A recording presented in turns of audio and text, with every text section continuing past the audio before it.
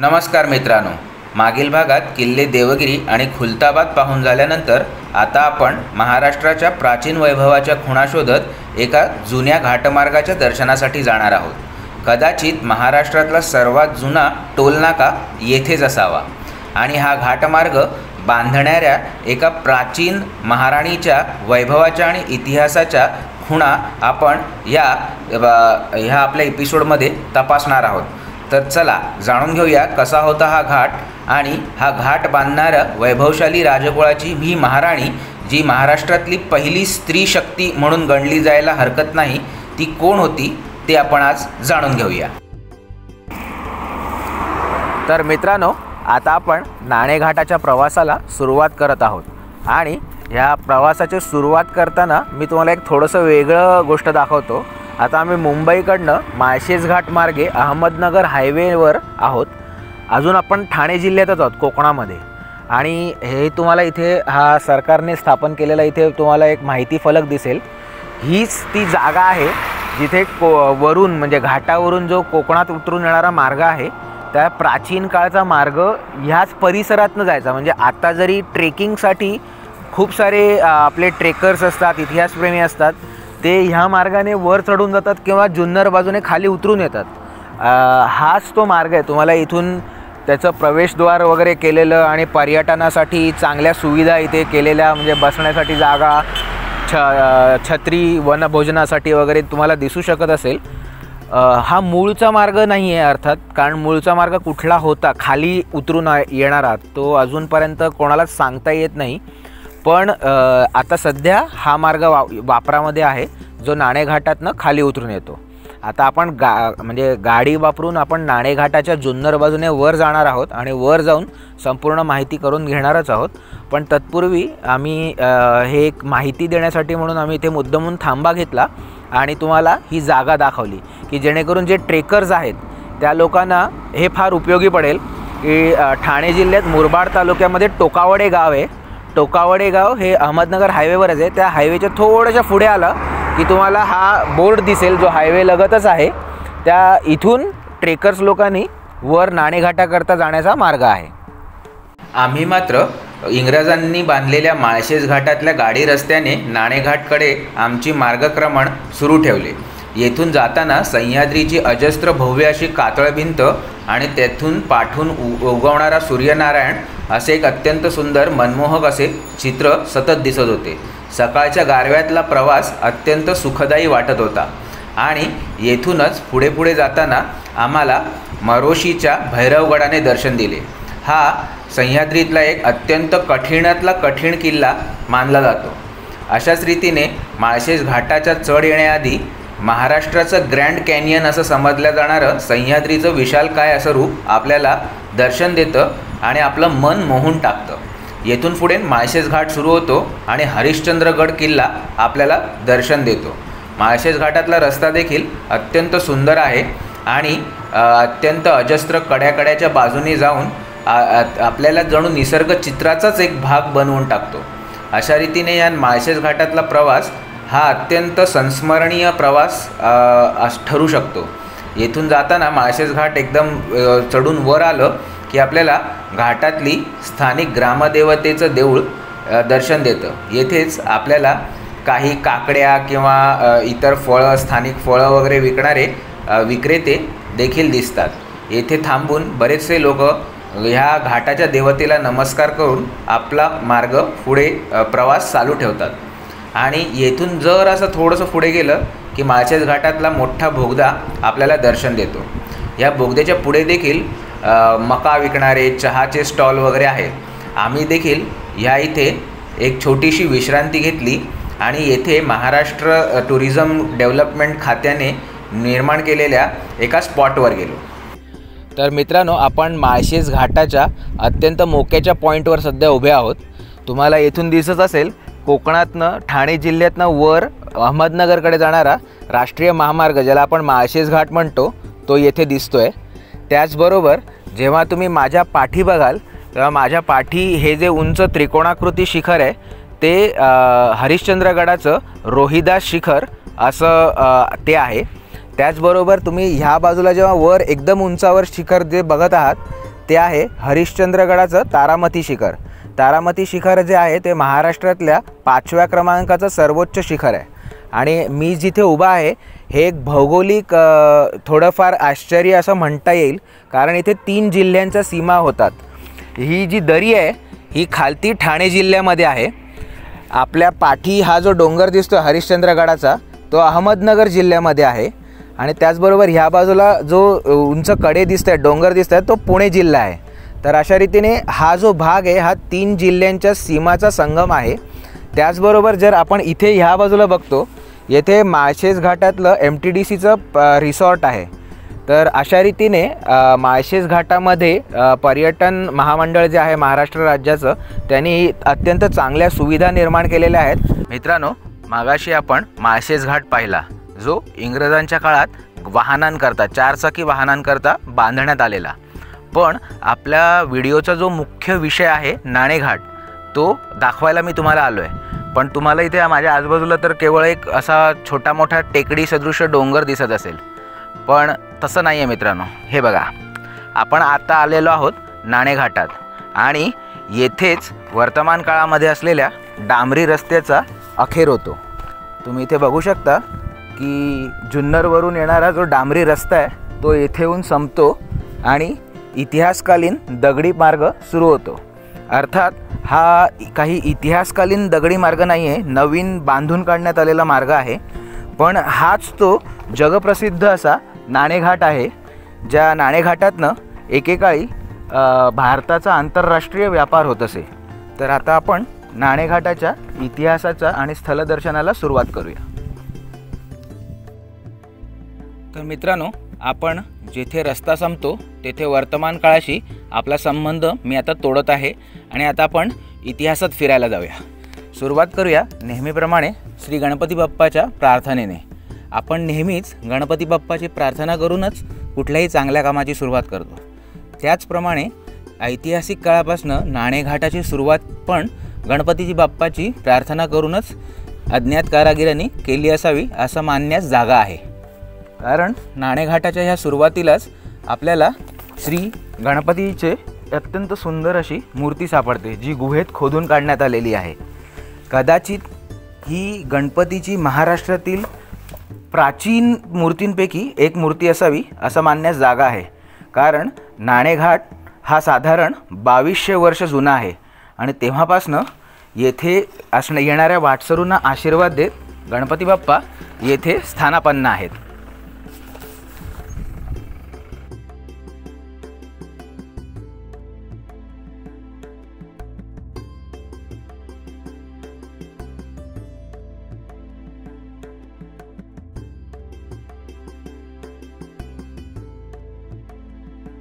मित्रांनो, जसं आपण नाणेघाटाच्या सुरुवातीला गणपती बाप्पाचं दर्शन घेतले, तसंच नाणेघाटाच्या अगदी सुरुवातीला सगळ्यात दृश्य स्वरूपात विराजमान असणारी ऐतिहासिक खूण म्हणजे हा दगडी रांजण.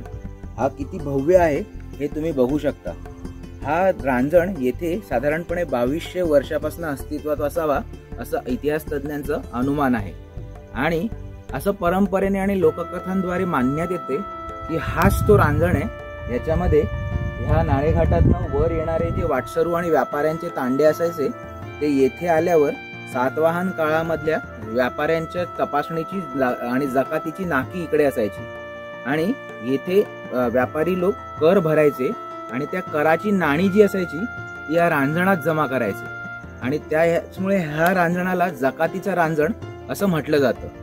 पण तुम्ही बघू शकता, हा एवढा अवाढव्य रांजण जर नाण्याने भरायचा झाला तर किती वेळ लागेल आणि जर इकडे असणाऱ्या जकातीच्या मुकादमानं याच्यातली नाणी बाहेर काढण्यासाठी किती वेळ लागेल. त्यामुळे सामान्यपणे इतिहासकारांचं असं म्हणणं आहे की हा कदाचित पाणपोईचा म्हणजे पाणी साठवण्याचा रांजण असावा, ज्याच्यातलं पाणी वाटसरू काढत असावे. आता नक्की हा जकातीचा रांजण होता की पाणी साठवण्याचा रांजण होता ह्याचं उत्तर तर अनिर्णित आहे. पण इतिहासातली एक महत्वाची खूण येथे नाणेघाटाच्या तोंडावरच आपलं अस्तित्व अजूनही राखून आहे. तुम्ही इथे जवळ येऊन सुद्धा हा रांजण आतून किती भव्य आणि खोल आहे हे बघू शकता.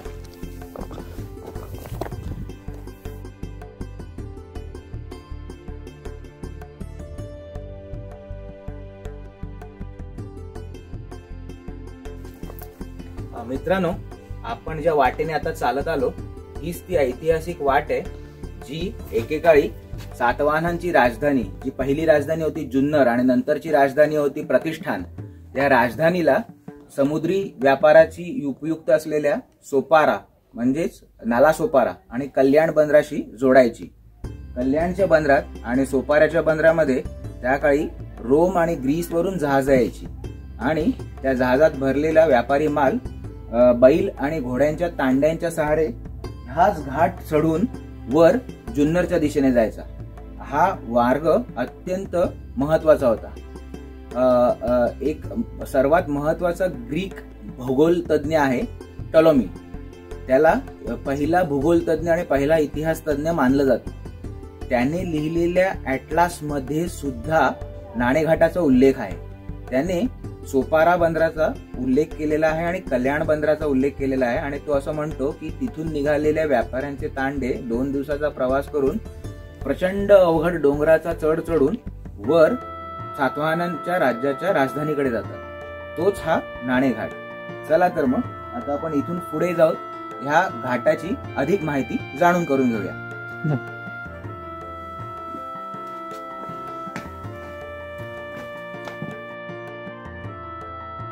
मित्रांनो, आता आपण नाणेघाटाच्या अगदी मोक्याच्या ठिकाणी उभे आहोत.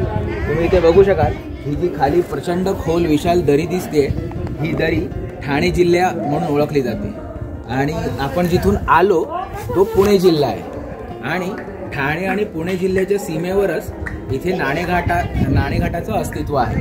नाणेघाट सह्याद्रीच्या उत्तर दक्षिण दंडाच्या ऐन मोक्याच्या कड्यावर वसलेला आहे. येथे तुम्हाला कड्याच्या स्वरूपात सह्याद्री दिसतो. म्हणजे सामान्यपणे जर तुम्ही महाबळेश्वर किंवा इतर ठिकाणी बघितलं तर तिथे अशी डोंगरांची रांग असते जी उंच महाबळेश्वरकडनं खाली खाली कोकणात उतरत जाते.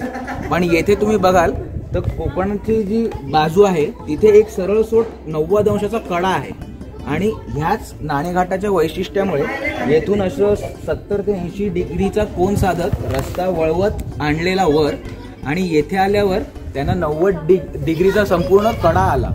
तर तुम्ही इमॅजिन करू शकता की 2250 वर्षापूर्वी मगध साम्राज्य जेव्हा होतं, सम्राट अशोक गादीवर होता, त्या काळापासनं आणि त्याच्यानंतर आलेल्या सातवाहनांच्या राजकुळाच्या काळामध्ये हा संपूर्ण कडा फोडून जवळजवळ 80 डिग्रीचा उतार साधत त्यांनी नाणेघाटाची वाट पूर्ण आपल्या म्हणजे आपण ज्याला घाटमाथा म्हणतो त्या घाटमाथ्यावर आणून सोडली.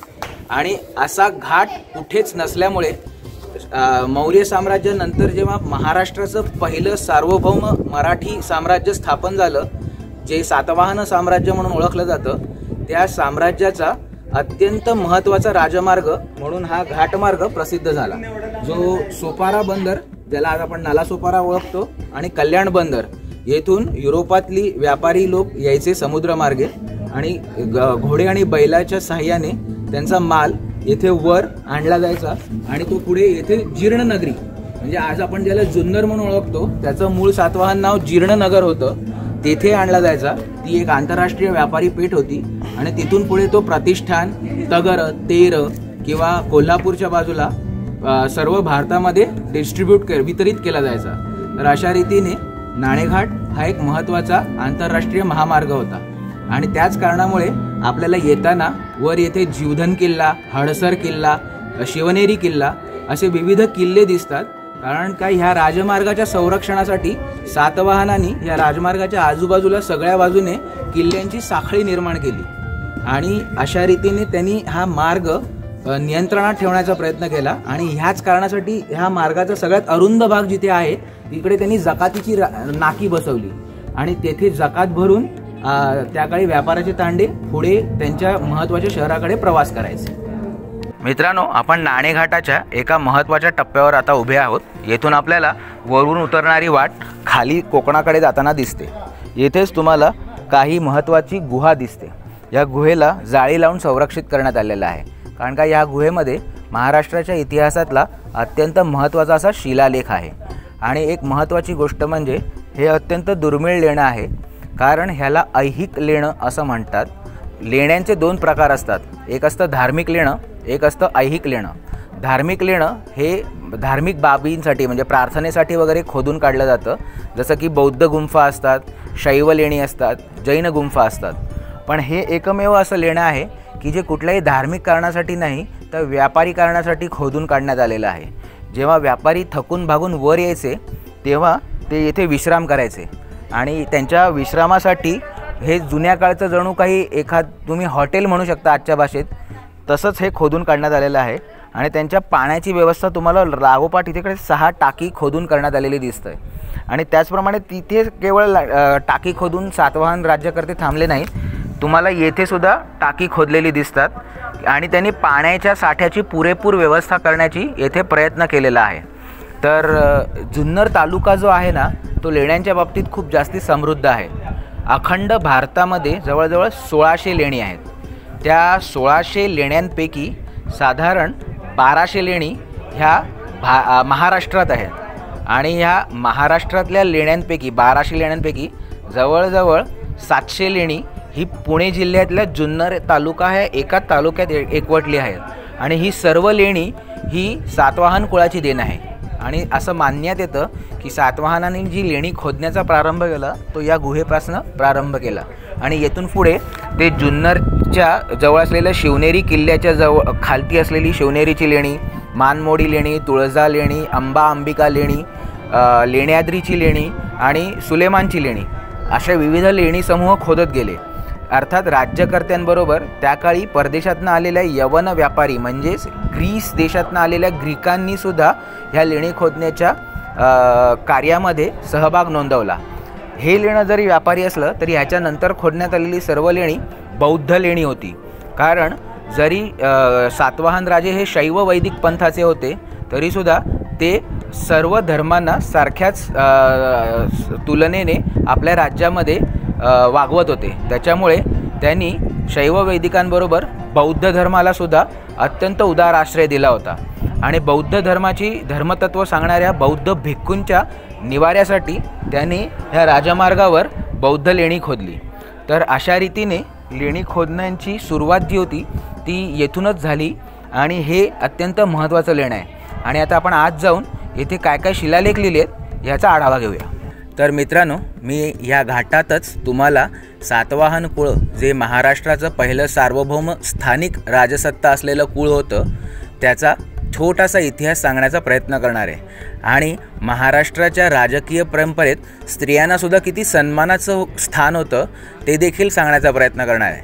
आमच्या मागच्या जे त्रिरश्मी लेण्याचे एपिसोड्स होते ते जर तुम्ही बघितले असेल तर तुम्हाला सातवाहन कुळामधली एक महान अशी राणी तिचा मी ओळख करून दिली होती. तुम्हाला जर माहीत नसेल कोण आहे ती तर तुम्ही आमचे त्रिरश्मी लेण्यांचे जे एपिसोड्स आहेत ते नक्की बघा. ती जी राणी होती ती आत्ता ह्या सातवाहन कुळाची जी मी कथा सांगणार आहे त्यांच्या कुळातच नंतर फार नंतर साधारण 100-1 वर्षानंतर झाली.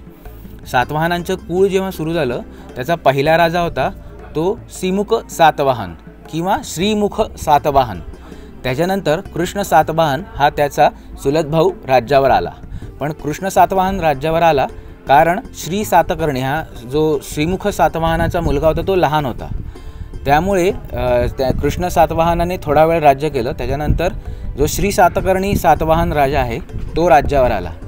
ह्या श्री सातकर्णीच्या राज्य कारभाराच्या काळामध्येच नाणेघाटाची निर्मिती झाली असावी किंवा सिमुख काळापासून येथे वाट होती. पण आत्ता जे ह्याचं छान असं स्वरूप आपण बघतोय बांधलेलं स्वरूप ते श्री सातकर्णीच्या काळामध्ये बांधण्यात आलं असं बहुतेक इतिहासकार मानतात. तर हे जो श्री सातकर्णी होता त्याचा विवाह नागकुळातील एका कन्येशी झाला होता. तिचं नाव होतं नागणिका. ही नागणिका कदाचित महाराष्ट्राच्या राजकारणातली पहिली अत्यंत जास्त राज्यकारभारात लक्ष घालणारी आणि अधिकारी असणारी स्त्री गणली तर हरकत नाही. कारण ह्या नागणिकेचेच लेख त्या आतल्या गुहेमध्ये तुम्हाला पाहायला मिळतील. आपण ते लेख आता बघूच जेव्हा आपण आज जाऊ.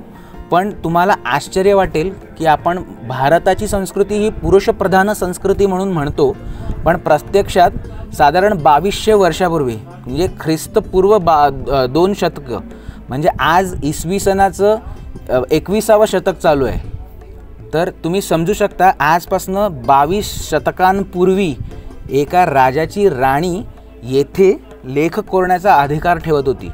आणि इथे लेख कोरण्याच्यासाठी पण एक कारण आहे मित्रांनो.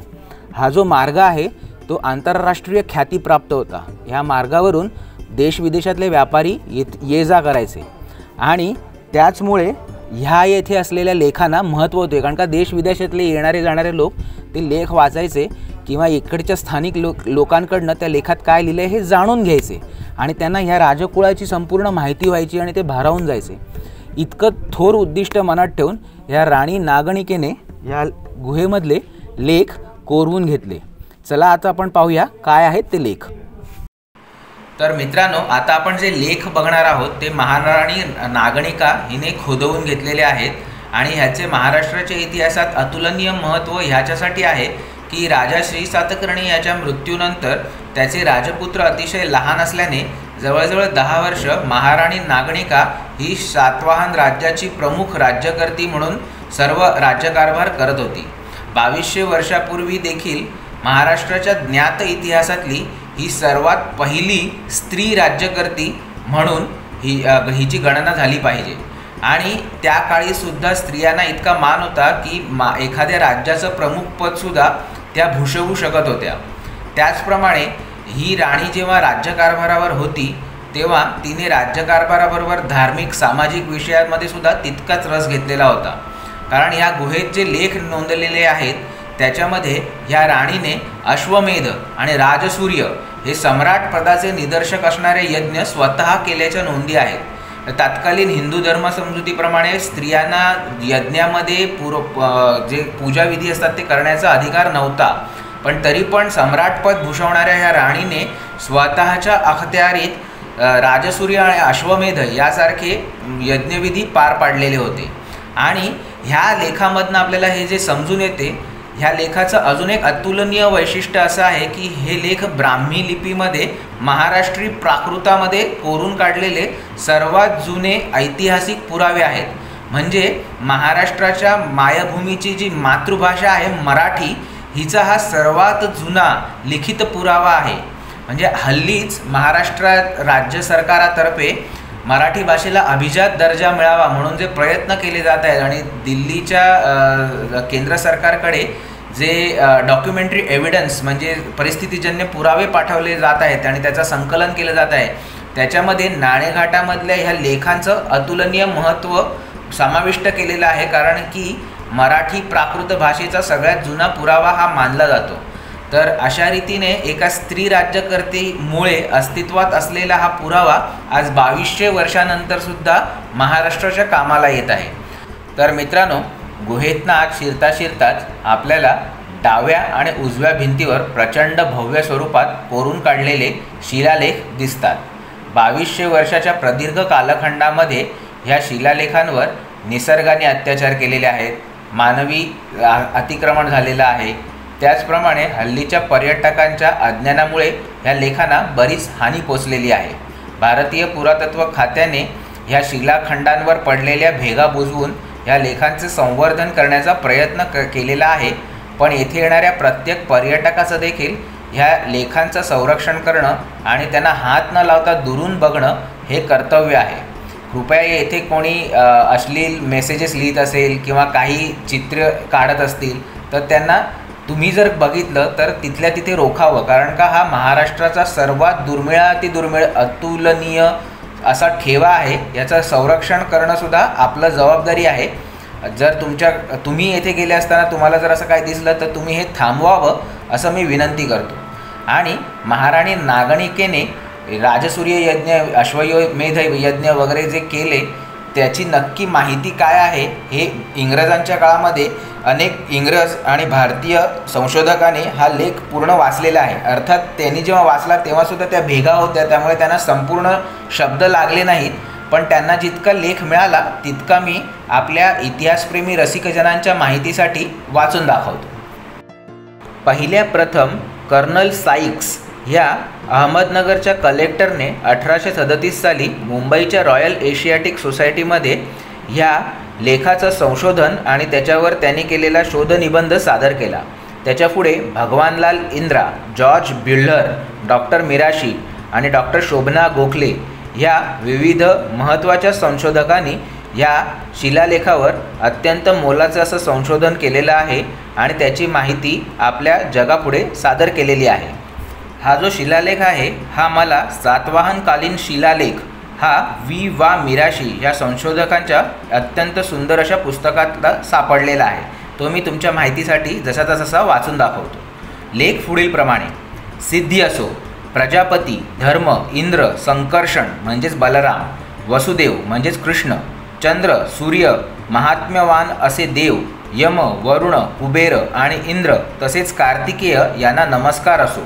वेदिश्री राजाचा यानंतर त्याच्या राज्यकार्यकाराचा उल्लेख आला असावा पण ती जागा तुटलेली आहे। वीर, शूर, अजिंक्य अशा दक्षिणापथपतीच्या याच्यानंतरची जागासुद्धा तुटलेली आहे। महारथी अंगिरा कुलोत्पन्न, गिरीसमुद्र वलयांकित पृथ्वीवरील वीरश्रेष्ठ, महान अशा पुरुषांमध्ये श्रेष्ठ अशा श्री सातकर्णीची भार्या, तसेच पूर्तकर्मे करणारा म्हणजेच लोकोपयोगी कामे करणारा, इष्टवर देणारा, इच्छा पूर्ण करणारा, धन देणारा राजा वेदश्री सातकर्णी याची माता, तसेच श्रीशक्तीची माता, नागकुलातील श्रेष्ठ महिला, महिनोन्महिने उपवास करणारी, स्वगृहात तपस्विनीप्रमाणे राहणारी, दीक्षा, व्रत, यज्ञ यांच्या अनुष्ठानात प्रवीण अशा याच्या पुढची जागा तुटलेली आहे। नियमानी धूपानी सुगंधित यज्ञ केले, अज्ञान ध्येय यज्ञात दक्षिणा 12 गायी आणि 1 अश्व,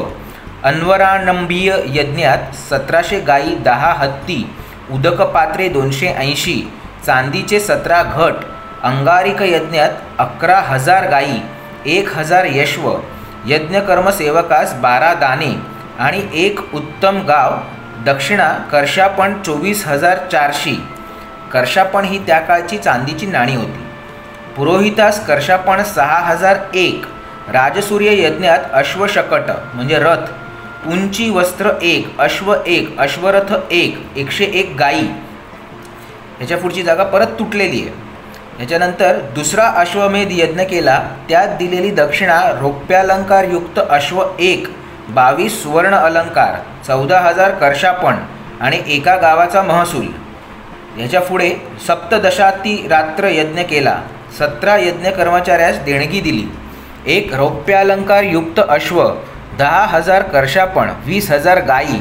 भगलदशरात्र यज्ञ केला, ह्याच्यामध्ये 10,000 कर्षापण, गर्गती रात्र यज्ञ केला, ह्याच्यामध्ये दक्षिणा वस्त्रे 301, गवामयन यज्ञ केला, ह्याच्यामध्ये 1,101 गायी दक्षिणा, 100 वस्त्रे द्राण।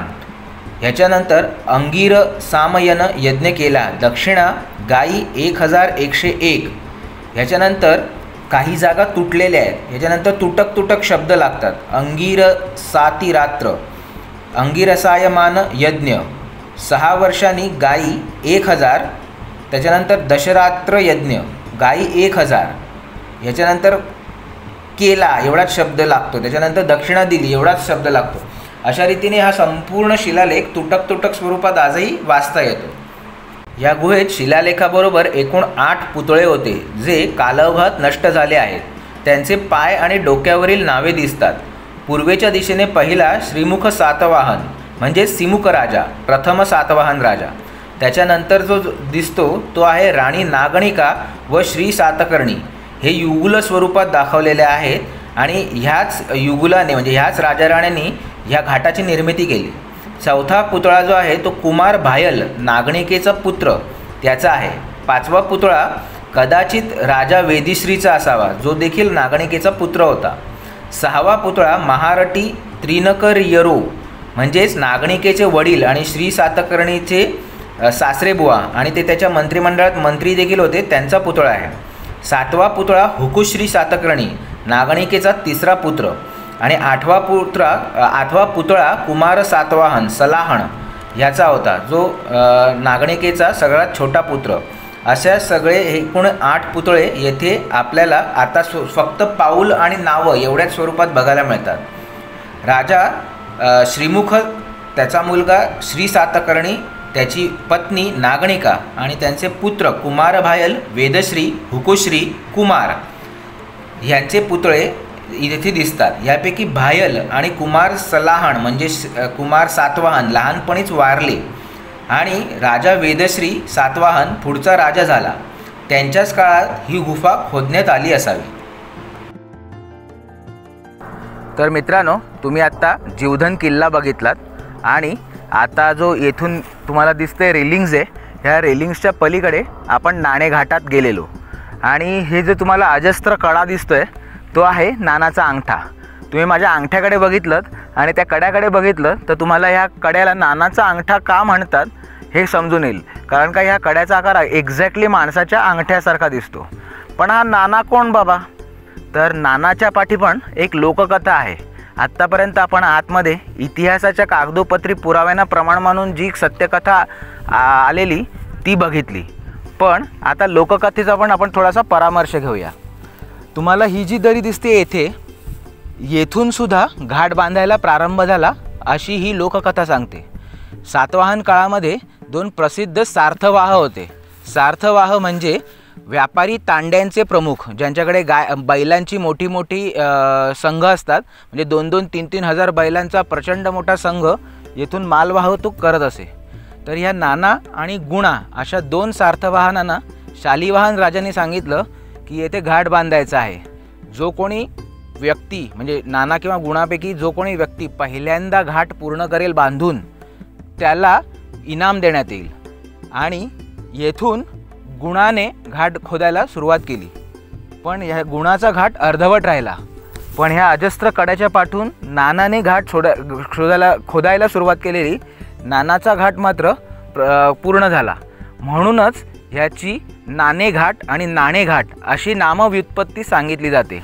पण बिचाऱ्या अपयशी गुणाचा घाट मात्र काळाच्या ओघात विस्मृतीत गेला, कारण येथून वाटच तयार होऊ शकली नाही। आणि ह्या नाना इतका प्रसिद्ध झाला की ज्या घाटाच्या बाजूला असलेल्या अजस्त्र कडाला नानाचा अंगठा ह्या नावाने, म्हणजे तो नाना इतिहासाच्या स्मृतीत आणि लोककथेच्या स्मृतींमध्ये अजरामर होऊन गेला। अर्थात याला काही ऐतिहासिक प्रमाण नाही, एक लोककथा आहे। पण नाणे घाटासंबंधी असलेल्या सगळ्याच माहितीपैकी एक महत्त्वाची माहिती म्हणून मी तुम्हाला या आमच्या व्हिडिओच्या अखेरीला ही लोककथा सांगून सुद्धा या व्हिडिओचा समारोप करू इच्छितो। तुमच्या प्रतिक्रियांची आम्हाला फारच प्रतीक्षा राहील। आमचा व्हिडिओ कसा वाटला हे तुम्ही आम्हाला तुमच्या कमेंट्सद्वारे जरूर कळवा। आमचा व्हिडिओ तुम्हाला आवडल्यास हा तुमच्या मित्रपरिवारांना, नातेवाईकांना जरूर फॉरवर्ड करा, जेणेकरून त्यांच्यापर्यंतसुद्धा इतिहासाची ही विपुल अशी चांगलीशी माहिती पोहोचू शकेल। आणि ह्याबद्दल मी तुमचे खूप खूप आभार मानतो। धन्यवाद।